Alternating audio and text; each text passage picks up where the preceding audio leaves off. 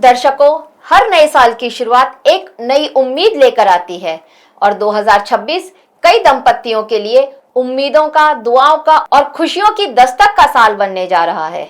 बहुत से लोग जो लंबे समय से संतान सुख की प्रतीक्षा कर रहे थे, उनके लिए यह साल नई रोशनी लेकर आने वाला है। इस साल ग्रहों की चाल कुछ ऐसी बन रही है जैसे ऊपर वाला खुद कह रहा है कि अब तुम्हारे घर भी किलकारियां गूंजने का समय आ गया है। नमस्कार दर्शकों, स्वागत है आपका हमारे चैनल एस्ट्रो सारथी में।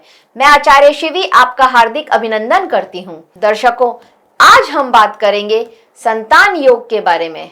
2026 में किन किन राशियों के लिए और कब कब संतान योग बन रहे हैं, आज के इस वीडियो में हम आपको यह बताएंगे। संतान योग के लिए हम क्या चेक करते हैं, हम इसके बारे में भी आपको बताएंगे। और आपके लिए यह योग कब बन रहे हैं, इसके बारे में तो बताएंगे ही बताएंगे। और हर राशि से क्या उपाय उनको करने चाहिए, हम इसके बारे में भी आपको बताएंगे। और वीडियो के अंत में हम आपको एक वो उपाय बताएंगे जो सभी राशियों के लिए है, जिसे सारी राशियां कर सकती हैं और जिसको करके वो संतान की कामना कर सकती हैं और उनके लिए संतान होने के योग अत्यंत श्रेष्ठ हो सकते हैं। अगर आपकी जन्म पत्री में किसी भी तरह की कोई कमी है या परेशानी है, तो भी अगर आप उन उपाय को करेंगी तो आपके लिए संतान योग के चांसेस बन सकते हैं, संतान के चांसेस बन सकते हैं। तो देर ना करते हुए शुरुआत करते हैं संतान योग के बारे में 2026 में जो बन रहा है। पर उसमें सबसे पहले हम आपको ये बता देते हैं कि हम क्या देख रहे हैं और किस तरह से हम संतान योग के बारे में आपको बताने वाले हैं। और एक जरूरी बात कि यह हम आपकी चंद्र राशि के हिसाब से बता रहे हैं। चंद्रमा आपकी जन्म पत्री में जिस राशि में बैठा है वही आपकी राशि है। और हम जो ये आपको बताने वाले हैं इसमें कि किस राशि के लिए योग बन रहे हैं, वह आपकी चंद्र राशि के हिसाब से ही बताने वाले हैं। एक चीज और भी है कि अगर पति की राशि मेष है और पत्नी की राशि सिंह है, ये मैं एक उदाहरण के तौर पे बता रही हूं कि सपोज करते हैं कि अगर पति की राशि मेष है और पत्नी की सिंह है, या पत्नी की मेष है या और पति की सिंह है, दोनों में से कुछ भी, तो अगर हम आपको बताएंगे कि पति के लिए मतलब सिंह राशि वालों के लिए जून, जुलाई या अगस्त में बनने वाले हैं और मेष राशि के लिए अप्रैल, मई और जून में बनने वाले हैं ये योग, तो आप इसको कुछ इस तरह से ले सकते हैं कि जून का महीना जो कि दोनों राशियों में कॉमन है, तो ये आपके लिए एक श्रेष्ठ महीना रहेगा। इस माह में आपके लिए संतान होने के चांसेस बहुत ज्यादा हैं। इस माह में संतान योग आपके लिए बहुत मजबूत बन रहा है। इस तरह से आप इस राशि को, जो आज का वीडियो है, इस तरह से इस वीडियो को आप समझ सकते हैं। व्यक्ति को संतान सुख मिलेगा या नहीं मिलेगा, यह बात जन्म कुंडली के पंचम भाव से जानी जाती है।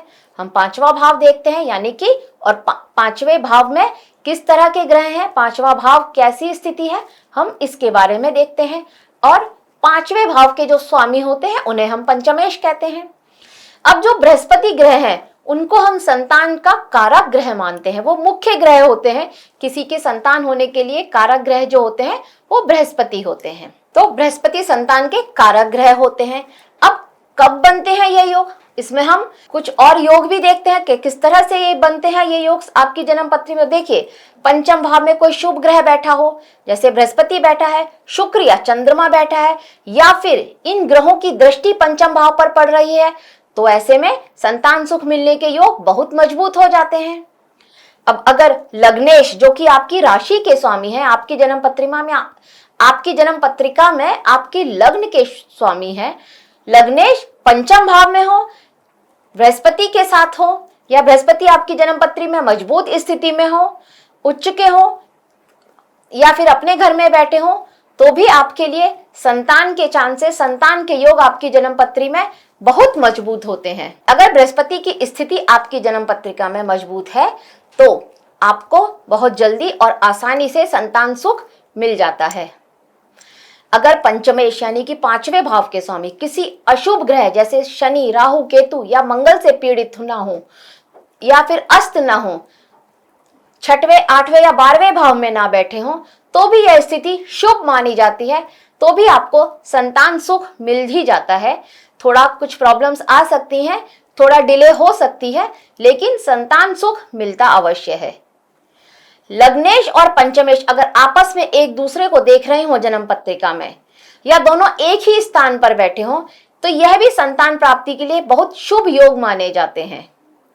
बृहस्पति और लग्नेश अगर दोनों की स्थिति मजबूत है, पंचमेश की स्थिति मजबूत है, तो भी यह संतान के लिए बहुत श्रेष्ठ स्थिति होती है, तो भी संतान प्राप्ति के अच्छे योग बनते हैं। ऐसे में जातकों को आपको भाग्यशाली, आज्ञाकारी और अच्छे संस्कारों वाली संतान प्राप्त होती है अगर बृहस्पति की स्थिति आपकी जन्मपत्री में बहुत अच्छी है, तो मजबूत अवस्था में है। तो हमने ये सारे ज्योतिषीय संकेत हैं, इनको हमने बहुत बारीकी से अध्ययन किया है। ये सारी ग्रह स्थितियों को 2026 में जो बनने वाली है, इनको हमने प्रत्येक राशि के हिसाब से इनका अध्ययन किया है, और उसके सार के रूप में मैं आपके लिए कुछ मंथ्स लेकर के आई हूँ, कुछ माह लेकर के आई हूँ, जिसमें मैं आपको ये बता सकती हूँ अपनी नॉलेज के अनुसार कि इस महीने में आपके लिए संतान के चांसेस बनते हैं, संतान योग बन रहे हैं आपके लिए। और उन योग और उनके साथ मैं आपको कुछ उपाय भी लेकर के आई हूँ,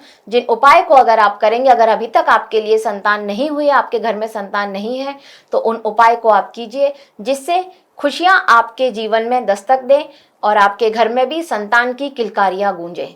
तो अब देर ना करते हुए सबसे पहले हम बात करते हैं सभी राशियों के बारे में, कि उनके लिए वो कौन से माह हैं जब उनके लिए संतान योग बनते हुए नजर आ रहे हैं। देखिए दर्शकों, मैंने आपको पहले ही बताया कि 2026 में लगभग सभी राशियों के लिए संतान योग बनते हुए नजर आ रहे हैं। वह क्यों बनते हुए नजर आ रहे हैं, थोड़ा इस पर भी बात कर लेते हैं, और फिर हम सभी राशियों के बारे में भी आपको बताएंगे।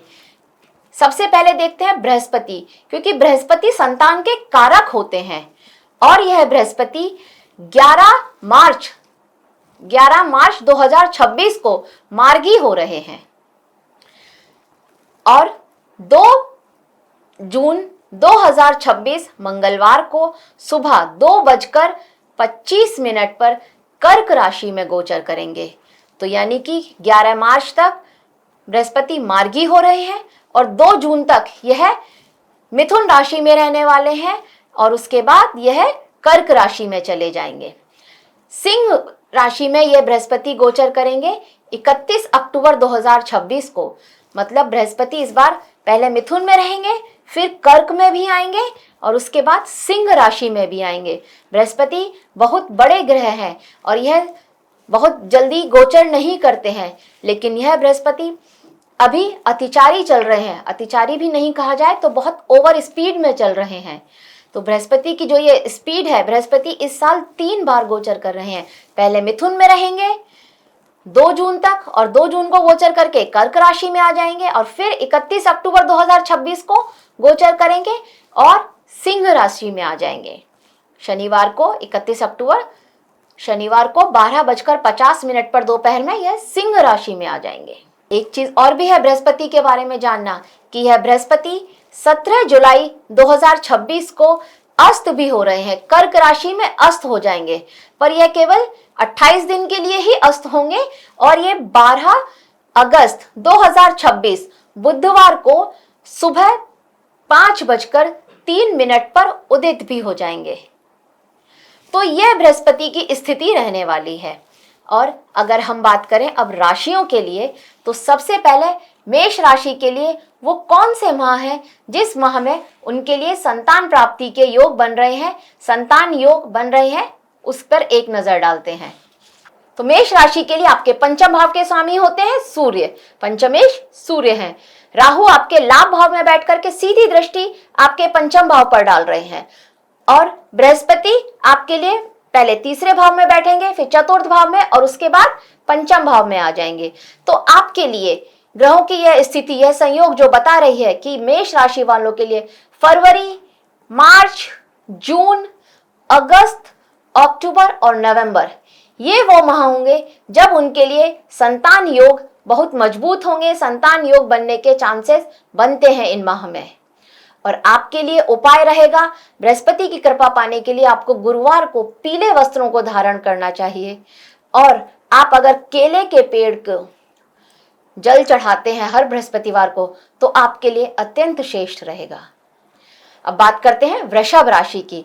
तो देखिए, वृषभ राशि के लिए पंचमेश होते हैं बुध और शनि, जो कि 11वें भाव में बैठे हैं। उनकी सीधी दृष्टि आपके पंचम भाव पर पड़ रही है। तो ग्रहों की स्थिति के हिसाब से आपके लिए मई, जून, जुलाई और अगस्त ये वो माह होने वाले हैं जब आपके लिए संतान योग के चांसेस बहुत मजबूत होंगे। और उपाय के तौर पर आपको विष्णु सहस्त्र नाम का पाठ करना चाहिए और आप केसर का तिलक अगर रोज लगाते हैं तो आपके लिए अत्यंत श्रेष्ठ रहने वाला है।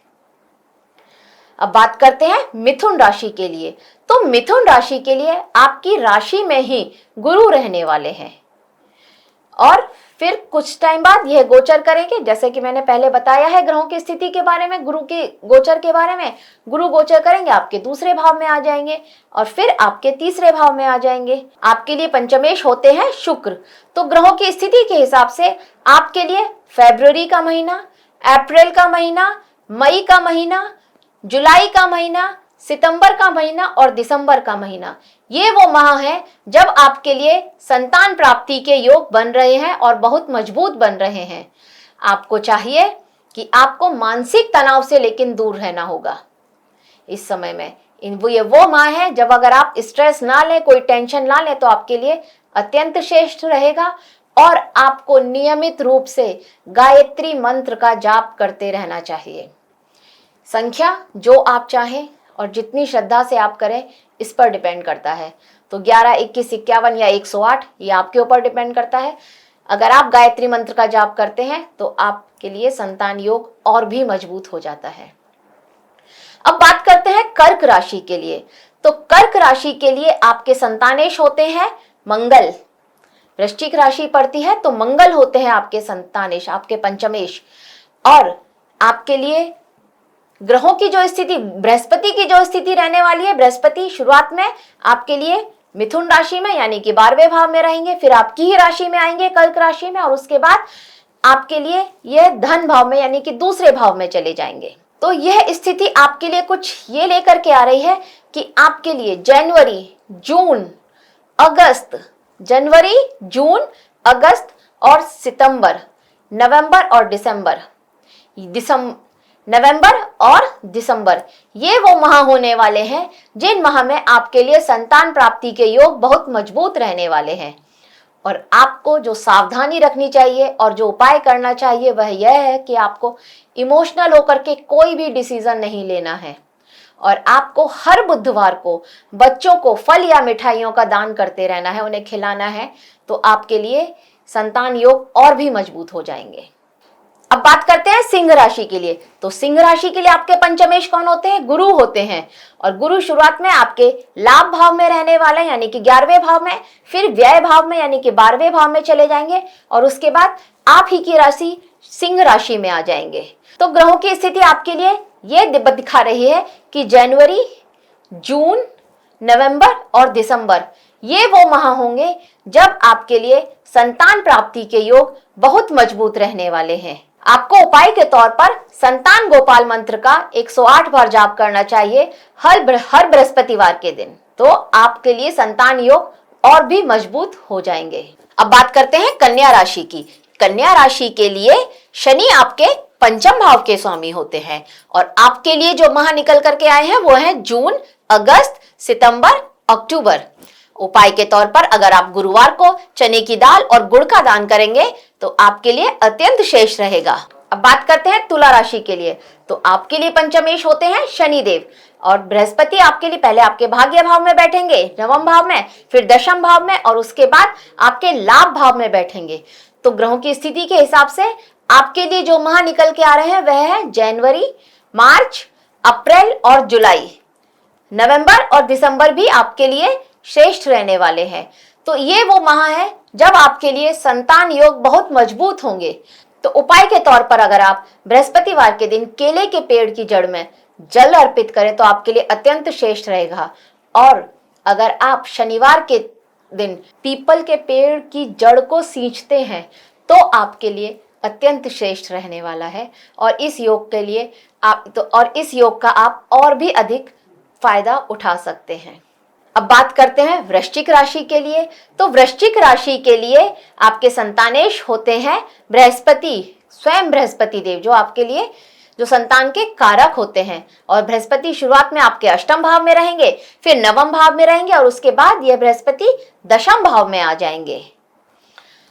तो आपके लिए ग्रहों की स्थिति कुछ ये बता रही है कि आपके लिए जो माह रहने वाले हैं श्रेष्ठ, वह है मई, जून, जुलाई और अगस्त। ये वो माह है जो आपके लिए अत्यंत श्रेष्ठ रहने वाले हैं संतान योग की दृष्टि से। उपाय के तौर पर अगर आप लड्डू गोपाल की पूजा करते हैं, उनकी सेवा करते हैं, तो आपके लिए अत्यंत श्रेष्ठ रहेगा और आपके लिए संतान योग और भी मजबूत होगा। अब बात करते हैं धनु राशि की। तो धनु राशि के लिए आपके संतान भाव के स्वामी होते हैं मंगल, और बृहस्पति आपके लिए आपके सप्तम भाव में रहेंगे, फिर अष्टम भाव में आएंगे और उसके बाद नवम भाव में आएंगे। तो ग्रहों के हिसाब से, ग्रहों की स्थिति के हिसाब से आपके लिए जो माह निकल कर आते हैं वह है मार्च, अप्रैल, मई, अक्टूबर और दिसंबर। और उपाय के तौर पर अगर आप गुरुवार को चने की दाल, हल्दी और केले का दान करते हैं तो आपके लिए अत्यंत श्रेष्ठ रहेगा।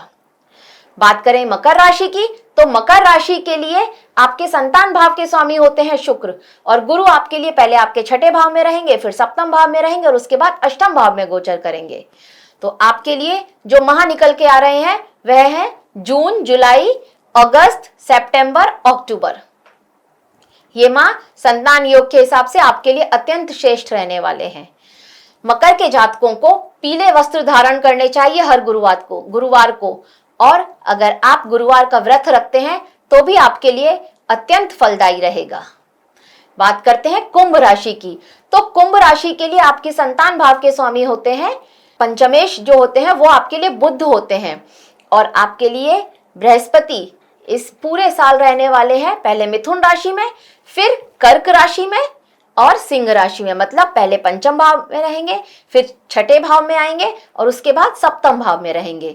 और ग्रहों की स्थिति के हिसाब से आपके लिए जो माह निकल करके आ रहे हैं वह है मई, जून, जुलाई, अगस्त, सितंबर और दिसंबर। यह माह आपके लिए श्रेष्ठ रहेंगे संतान योग के हिसाब से।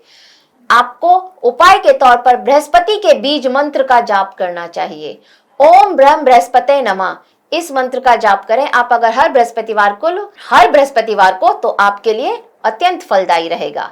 अब बात करते हैं अंतिम राशि मीन राशि की। तो देखिए, मीन राशि के लिए बृहस्पति आपके लिए आपके चतुर्थ भाव में गोचर करेंगे, आपके पंचम भाव में गोचर करेंगे और आपके छठे भाव में गोचर करेंगे। ये तो बृहस्पति की स्थिति हुई। आपके लिए जो पंचमेश होते हैं वो होते हैं चंद्रमा, और चंद्रमा तो हर 2.25 दिन में अपनी स्थिति को चेंज करते हैं, अपने गोचर करते हैं।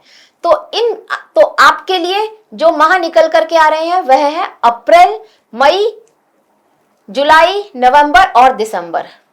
यह माह आपके लिए एक श्रेष्ठ, एक उत्तम संतान योग बनाने वाले हैं। तो आपको पीपल के पेड़ में तिल तेल का दिया जलाते हैं, मतलब पीपल के पेड़ के नीचे अगर आप तिल तेल का दिया जलाते हैं हर शनिवार को सूर्यास्त के बाद, तो आपके लिए संतान योग और भी मजबूत हो जाएंगे इस माह में। तो दर्शकों, ये था कि सभी राशियों के लिए वो कौन से माह हैं जिनमें आपके लिए संतान योग बहुत मजबूत बन रहे हैं, उसकी हमारी तरफ से एक छोटी सी जानकारी है। और ये हमने बहुत सारी कैलकुलेशन करके और बहुत सारे ज्योतिषीय सूत्र को बारीकी से परख करके तब हमने ये आपके लिए इंफॉर्मेशन निकाली है। अब हम आपको कुछ वो उपाय भी बताते हैं जो सभी राशियों को करने चाहिए, जो सरल भी हैं और असरदार भी हैं। कुछ अचूक उपाय जिनको करके आप अपने लिए संतान योग के चांसेस को और भी मजबूत बना सकते हैं। तो सबसे पहला उपाय है गाय की सेवा। अगर आप रोज गेहूं का आटा लें, उसमें थोड़ी सी रात को चने की दाल भिगो दें और थोड़ी सी वो चने की दाल डालें, थोड़ा गुड़ डालें और इसकी 5 लोई बनाएं, और वह 5 लोई अगर आप गाय को खिलाते हैं तो ये बहुत श्रेष्ठ रहता है, और यह संतान प्राप्ति के लिए बहुत शुभ और फलदायी उपाय माना जाता है। दूसरा उपाय अगर मैं बताऊं तो पशु या पक्षी हैं, इनके लिए भी आप कुछ कर सकते हैं तो जरूर कीजिए। कहीं इनके लिए कुछ डोनेट कर सकते हैं, कहीं गौशाला है उसके लिए कुछ दान कर सकते हैं तो भी दान कीजिए। और आजकल जो डॉग्स के लिए जो बहुत शेल्टर होम्स वगैरह के लिए कुछ दान दे सकते हैं तो वह कीजिए। और कुछ भी नहीं तो अपने घर पर ही पक्षियों के लिए थोड़ा सा दाना पानी अवश्य रखिए। कबूतरों को खाना खिलाते हैं, कहीं कबूतरों के लिए खाना वैसे तो बैन किया हुआ है बहुत जगह पर फिर भी अगर आप कर सकते हैं कबूतरों को या पक्षियों को कुछ खाना पानी दे सकते हैं तो भी आपके लिए यह संतान योग के फलों को बहुत मजबूत करते हैं। एक तीसरा और अचूक उपाय यह भी है कि आप अगर बरगद के पेड़ की जड़ को पानी में थोड़ा सा कच्चा दूध और उसमें थोड़ी सी चीनी मिला करके रख लीजिए और वह अगर आप बरगद के पेड़ की जड़ में डालते हैं तो भी यह एक श्रेष्ठ उपाय होता है संतान प्राप्ति के लिए। और यह बहुत सारे दोषों को दूर करता है जन्म पत्री के। आपकी जन्म पत्री में किसी भी पाप ग्रह की दृष्टि अगर संतान भाव पर है और संतान नहीं हो पा रही है तो ये बहुत श्रेष्ठ उपाय है आपके लिए। अगर आप इन उपायों को करके संतान की प्राप्ति के लिए कामना कर सकते हैं और बहुत उम्मीद है कि संतान प्राप्ति की आपको खबर भी मिल जाए। दर्शकों, ये जो माह मैंने बताए हैं प्रत्येक राशि के हिसाब से ये उनके लिए भी बहुत सही रहेंगे और बहुत सटीक साबित होंगे जो किसी ना किसी प्रॉब्लम में है और आईवीएफ या सरोगेसी की मदद से चाहते हैं कि उनके संतान हो। तो ये वो माह है कि इन माह में अगर ट्राई करेंगे आप तो आपका आईवीएफ सक्सेसफुल होगा। अगर आप सरोगेसी के लिए ट्राई कर रहे हैं तो वह भी आपके लिए एक सफल हो सकता है इन माह में। तो दर्शकों, 2026 कई लोगों के जीवन में नई उम्मीदों, नई जिम्मेदारियों और अनंत खुशियों का वर्ष साबित हो सकता है, क्योंकि जैसा कि ज्योतिष कहता है ग्रह राह दिखाते हैं लेकिन मंजिल तक पहुंचना तो केवल आपका विश्वास और कर्म ही है।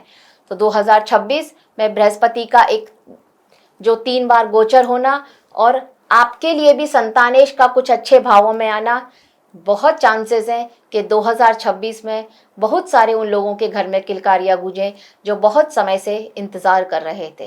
तो दर्शकों, यह था 2026 में कब कब और किन किन राशियों के लिए संतान योग बन रहे हैं उसकी एक छोटी सी जानकारी हमारी तरफ से। आशा करते हैं आपको हमारे द्वारा दी गई यह जानकारी अच्छी लगी होगी। अगर आपको हमारा वीडियो अच्छा लगा हो तो हमारे वीडियो को लाइक करें, शेयर करें और हमारे चैनल को सब्सक्राइब करें। धन्यवाद।